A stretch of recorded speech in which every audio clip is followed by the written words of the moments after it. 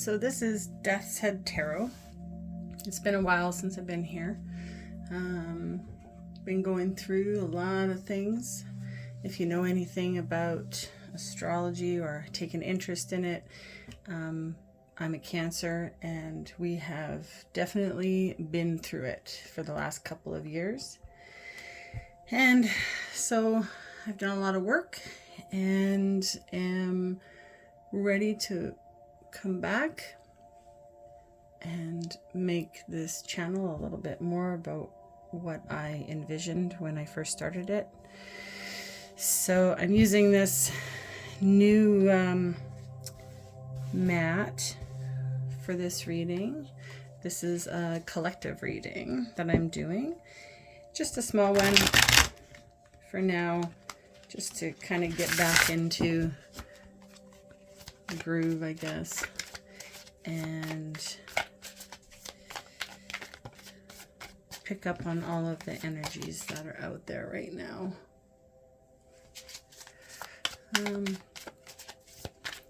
So I'm looking to find a message, to get a message on anything that the collective might be dealing with right now, that they need some guidance on. I don't typically take cards that fall or fly, just because I feel like I want to make sure that I'm really paying attention to the question that I'm asking in my mind. However, if any fall out and you happen to see them, then by all means take them for yourself and yeah, see that as your sign. I don't also read the cards based on their traditional meanings most of the time. I go based on the imagery. So for me, the images in the cards are really important. The artwork has to really call to me or speak to me. So yeah. All right, let's see what we have.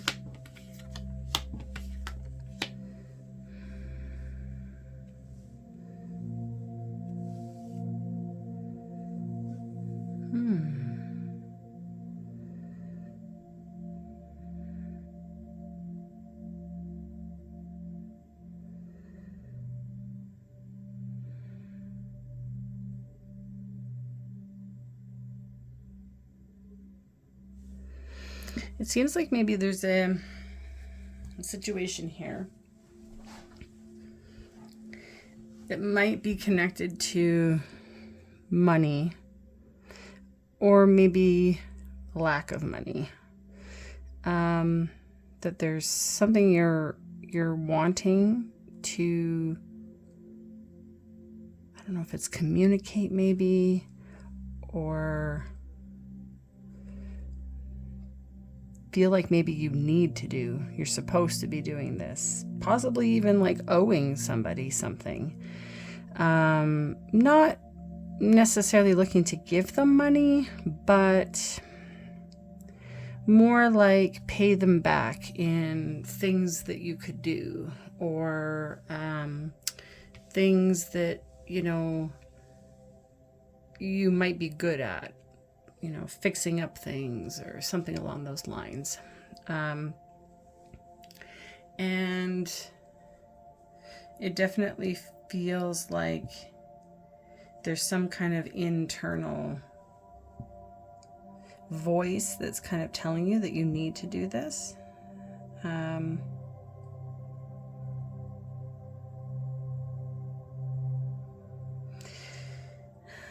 But there's some fear, I think,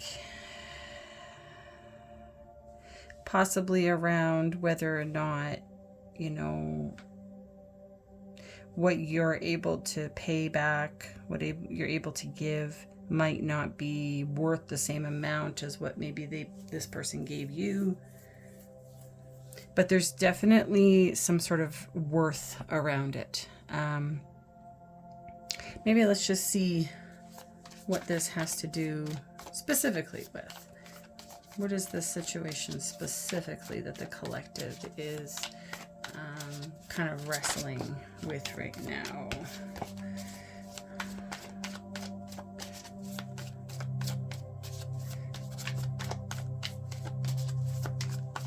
What is the scenario here?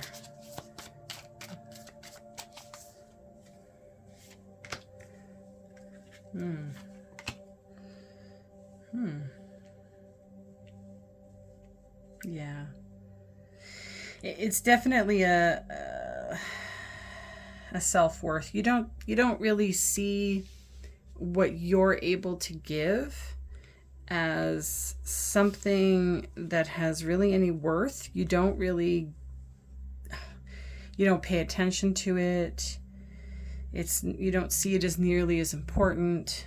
And it's basically stopping you from taking any action, from moving on this. Maybe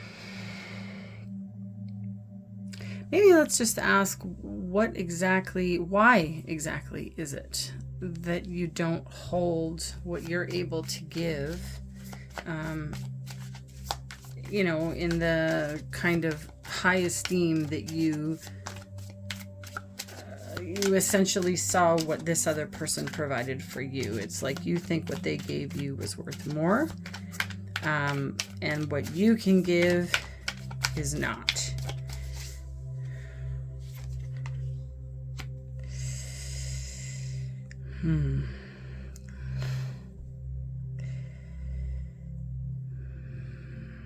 Wow, there's like really a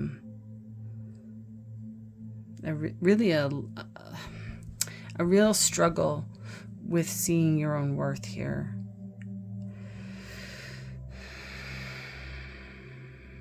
I think maybe you've put this person on a level that is really kind of unattainable for you, and really for anybody. And it's not really helping you. I find it interesting that,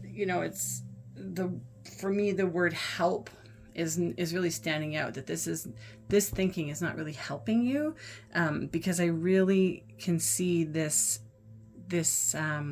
whatever this apparatus thing is. I have no idea what this actually is in real life, but it's like a giant H. And I think, maybe that's really telling you how big of an issue this might be. Whoever this is for, it's for the collective, but sometimes it can be very specific as well, especially if I go longer.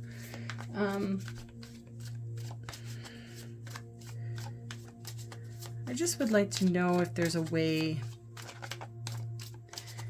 that you, whoever this person is, can maybe, recognize your ability to provide something here. I just would like to know if there's a way for you to see that what you give, what you offer, is just as important as whatever this person has offered you.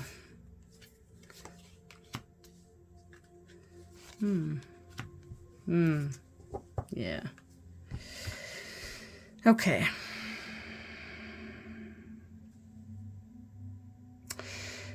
So I kind of feel like, there's the term, the dark night of the soul.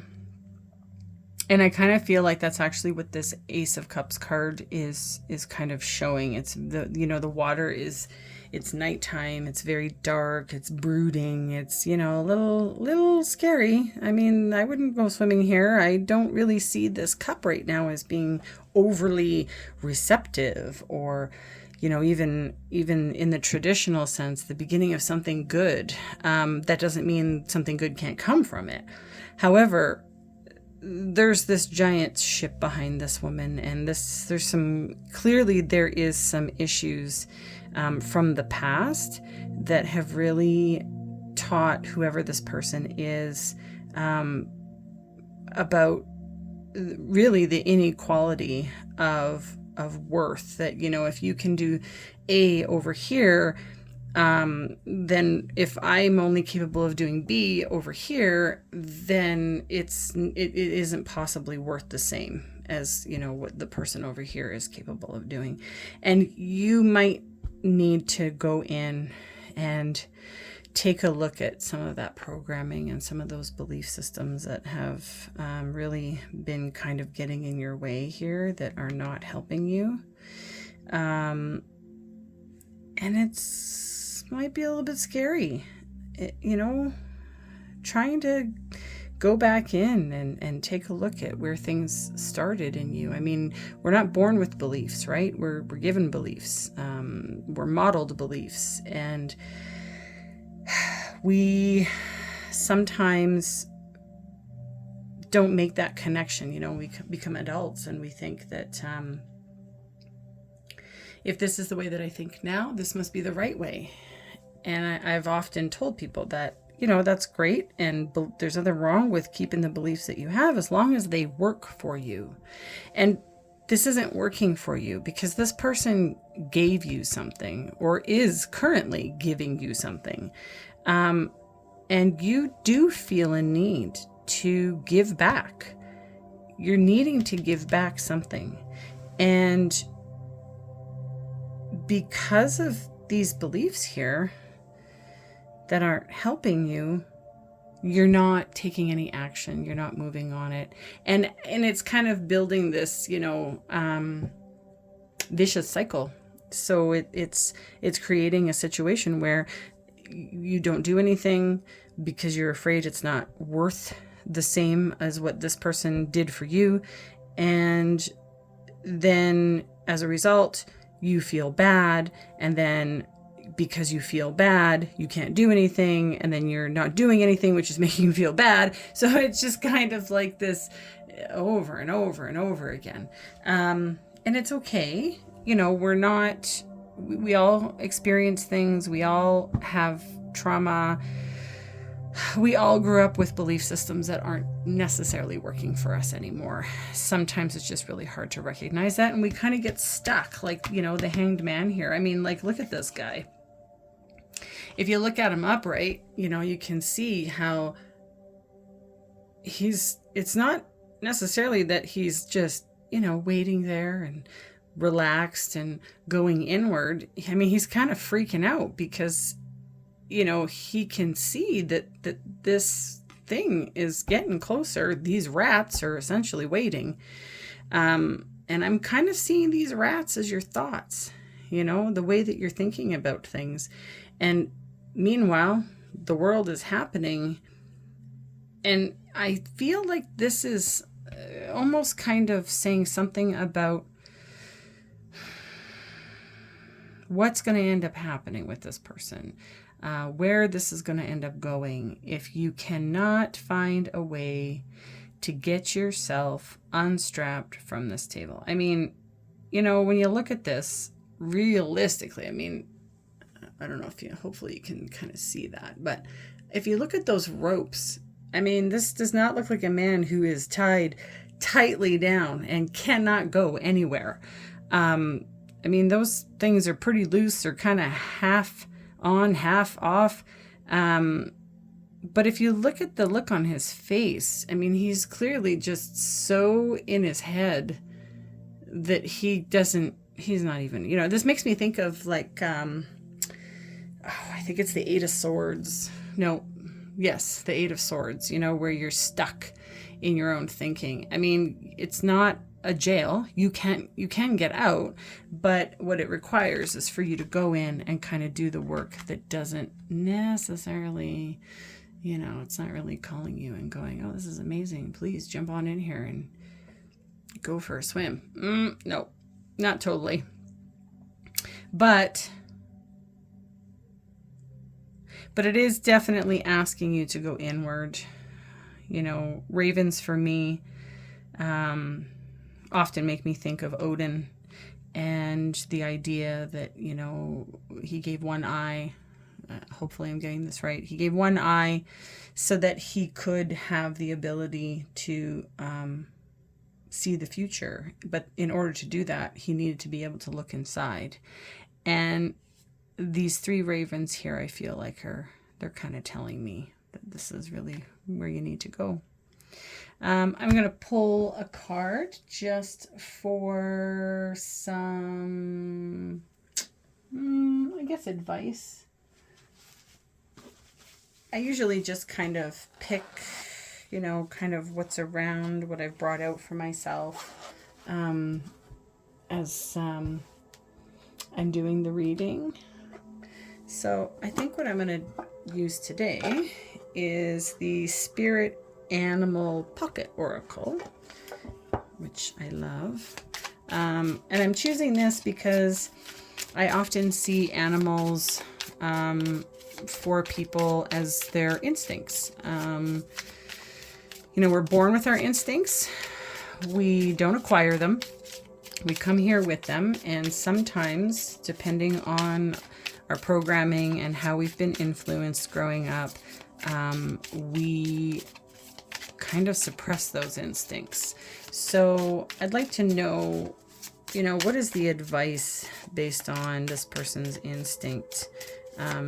What is the advice telling them that they should be doing? I usually read from the book when I use oracle cards, just because I feel like the messages are fairly specific, and I like to go with the meanings for those oracle cards. Tarot cards, a little bit different for me. Okay, I'm going to pull 2. Oh, wow, look at that. Oh, wow. Okay, well, I mean, you can't make that kind of stuff up. The cards, I always hear all the time, and I think this is almost kind of cliche that I'm even saying it, because it kind of sounds ridiculous, but the cards are never wrong. And I'm kind of picturing this, here's this rebirth, and you need to remember your worth. I mean, everybody is worthy, and we are all equally worthy. Nobody is more worthy than somebody else of love and support and acceptance. It's equal. Everybody is equal. I don't care who you are, where you're from. None of that really matters. So, just in case anybody would like a little bit of extra from this, I'm just going to give you what it says in the book here. So for Bat Spirit, a rebirth is assured. I don't know if you can actually see that, but I'll read it also. Oracle message. After something has run its course, there is a promise of a new beginning. Rebirth is assured just as night gives way to dawn. There we go, right? That dark night of the soul. Bat Spirit has come to remind you that this rebirth is a miraculous one, for the best elements of what you had to give up in the death of the old are still present in this new life forming now. Bat Spirit reminds you that you are in unknown territory and may feel as if you are lost. However, you are called to trust that your intuition, can you see that? That your intuition will be a reliable guide as you give birth to something new. Bat Spirit has listened in the darkness of night and has heard all of your hopes and dreams, your fears and worries, and assures you that this new version of your dream comes to fruition with love at its core. Bat Spirit asks you to trust that what seems to have died is actually shape-shifting into something even more meaningful and wondrous. If you feel you are in the dark, know that come morning all will be revealed and things will be in a new form that is right for you. And 54, I mean, I kind of feel like it's pretty self-explanatory, but we're going to read it anyway. Know your worth. Oracle message. What do you value? What do you believe in? Is your best, most authentic self on display? Skunk Spirit comes as a reminder that you can be proud of who you are and what you have accomplished. Know your worth. Not everyone will agree with you or share your values, but you can walk with your head high, knowing that when you express your integrity, others can feel your authenticity and will be inspired by it. Be who you are, and if your reputation precedes you, good. You have much to be proud of, and Skunk Spirit wants you to be your best self, the true you. Okay, so I think that was a pretty good first message. This is for whatever period that you come across it. There is really no time or space that can get in the way of this message. I do plan on doing regular videos again and getting this channel up to where I was looking for it to be in the first place. And now that I have kind of gone through my own, dark night of the soul and done the work here to deal with the past beliefs, which, kind of resonate with this about self-worth and what I have to give, and is it as good as what everybody else has to give. And so I hope that this message finds its way to whoever needs it, and that it helps you move forward in a different path where your growth is assured, and that it comes easier than you anticipated. So thanks for watching.